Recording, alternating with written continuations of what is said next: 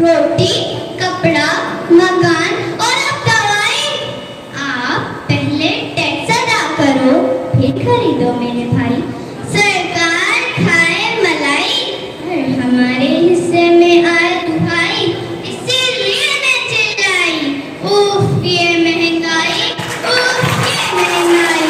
महंगाई के इस दौर में स्टेज पर तशरीफ फरमा जनाब सदर, मुअज़्ज़ज़ अहले मीज़ान और महंगाई से परेशान हाज़रीन किराम, अस्सलामु अलैकुम।